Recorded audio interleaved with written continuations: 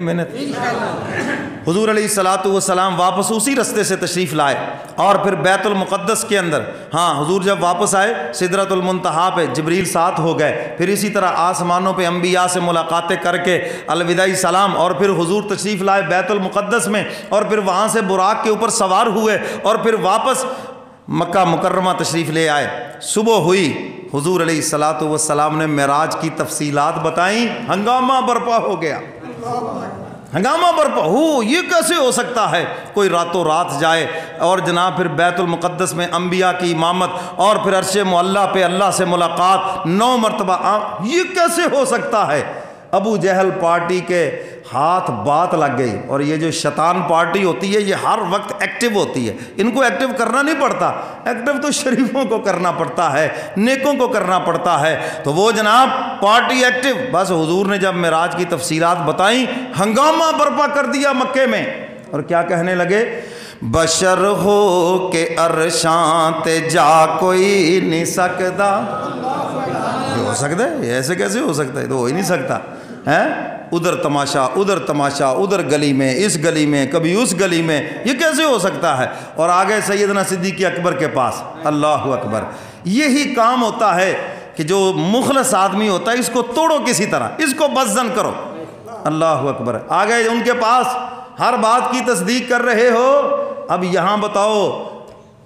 بتاؤ، وہ فرما رہے ہیں کہ میں بیت المقدس میں گیا، انبیاء کی امامت، پھر عرش معلیٰ پہ اللہ کی ملاقات، اور ایک لمحے میں ہو سکتا ہے؟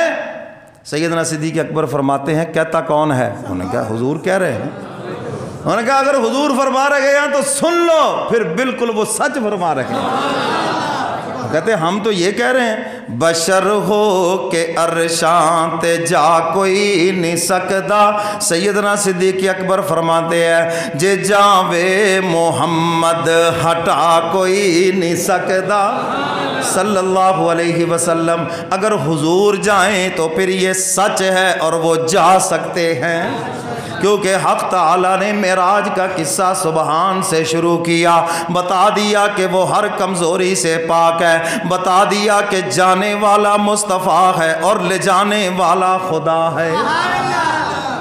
سیدنا صدیق اکبر وہیں گھر سے دوڑتے ہیں اور آتے ہیں حضور کی مجلس میں، حضور معراج کی تفصیلات بتا رہے ہیں، سیدنا صدیق اکبر پاس بیٹھ گئے، حضور جب بات مکمل کر کے سانس لیتے ہیں نا تو سیدنا صدیق اکبر عرض کرتے ہیں صدقت یا رسول اللہ، اللہ کے رسول آپ نے سچ فرمایا ہے۔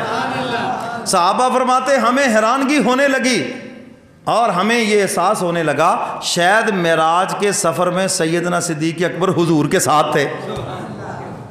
ہے یہ ایسی وہ کچی پکی سی تصدیق نہیں کی، ایسے تصدیق کر رہے ہیں، اور اسی دن سے حضرت ابو بکر کا نام صدیق پڑ گیا، تصدیق کرنے والا، یہ دربار رسالت سے ان کو لقب ملا ہے۔ تو میرے محترم سامعین، حضور علیہ الصلوۃ والسلام نے بتایا، کافر آ کے کہنے لگے اچھا جی اگر آپ نے وہ بیت المقدس میں امامت فرمائی ہے تو آپ بتائیں جی اس کے دروازے کتنے ہیں، اس کے جناب کھڑکیاں کتنی ہیں، اوپر ستیر کتنے ہیں، اور اس کے جناب ستون کتنے ہیں، اور کتنے بندے اندر آ سکتے ہیں؟ اچھا آپ سالہ سال سے یہاں جمعہ پڑھ رہے ہیں، آپ یہ بات ملت مسجد کے متعلق بتا سکتے ہیں؟ اوپر نہیں دیکھنا، میں نہیں آپ سے پوچھتا، ٹینشن لگ گئی بہت جلدی سے ایسے پہ گیڑ لما جی، پھر بھی نہیں آپ بتا سکیں گے پورا، ہیں جی؟ اب یہ کتنا بےہودہ سوال ہے، حضور علیہ الصلوۃ والسلام سے کر رہے ہیں، اللہ کے محبوب آپ بتائیں بیت المقدس کے دروازے کتنے، کھڑکیاں کتنی؟ حضور علیہ الصلوۃ والسلام خاموش ہیں، جبریل امین آ گئے، عرض کیا اللہ کے محبوب اللہ نے حکم دیا ہے بیت المقدس کا نقشہ آپ کے سامنے ہے، یہ سوال کر رہے ہیں آپ دیکھ دیکھ کے بتاتے جائیں ان کو۔ اب حضور نے بتا دیا، ہیں جی، ہوئے ہوئے ہوئے ایسا جادو، ہوئے ہوئے، حضور نے فرمایا کہ جناب 3 دن کے بعد ایک قافلہ آئے گا اور اس کے اندر وہ لبید بھی ساتھ ہے، اور اس رات ان کا اونٹ گم ہو گیا تھا، وہ اونٹ تلاش کر رہے تھے، 3 دنوں کے بعد قافلہ آئے گا، اس سے تصدیق کر لینا۔ اب اس زمانے میں تو کوئی موبائل نہیں تھا، کوئی چیز نہیں تھی، اب 3 دنوں کے بعد قافلہ آیا، ہیں جی، تو اس سے جب پوچھا جا کر فلاں رات تمہارا اونٹ گم ہوا تھا، اس نے کہا ہاں اونٹ تو گم ہوا تھا مگر تمہیں کیسے پتا چلا؟ کہنے لگے صادق اور مصدوق پیغمبر نے بتایا ہے، حضور علیہ الصلوۃ والسلام نے بتایا ہے۔ اب چاہیے تھا کہ مان لیتے. تو اس نے کہا جو قافلے کے اندر لبید نامی شخص ہے وہ کہنے لگا یہ تو حضور کا جادو ہے. تو وہ کہنے لگا یہ لبید صحیح کہتا ہے.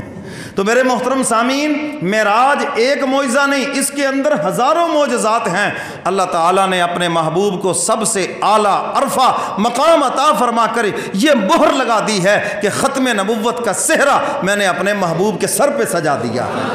ایسا مقام اور کسی کو عطا ہی نہیں کیا جو میں نے اپنے محبوب کو عطا کیا ہے. مقام کی بھی انتہا ہے، نبوت کی بھی انتہا ہے. اللہ مجھے اور آپ کو قرآن و سنت پہ عمل کی توفیق عطا فرمائے. وآخر